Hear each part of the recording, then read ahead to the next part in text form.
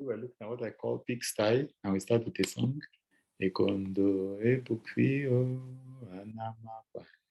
Ekondo ebukfio mfonfu kawawak. We are going to start with a prophecy. This is November 13, 2021. And Dr. Pabio, you need to pray against the angel of death.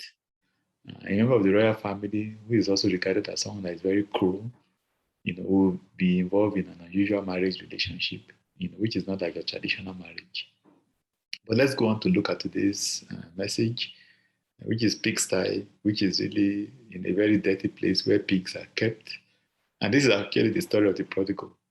You see this in Luke 15, verse 16. So he went and hired himself out to a citizen of that country who sent him into his fields to feed the pigs. He longed to fill his belly with the pods the pigs were eating, but no one would give him a thing. Finally, he came to his senses and said, how many of my father's hired servants have plenty of food?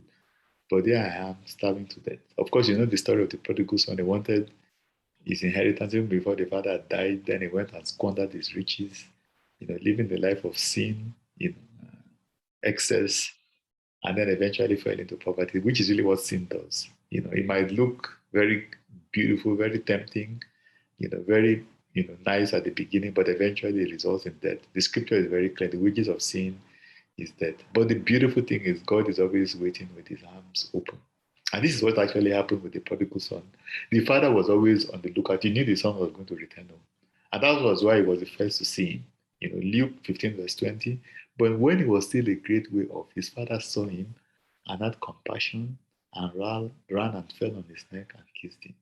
God is always on the lookout for us. You might be that prodigal that is living a life of sin. This podcast is calling you, to come back home because God is actually on the lookout for you. He's looking into the horizon, hoping that you make that choice of giving your life to Christ.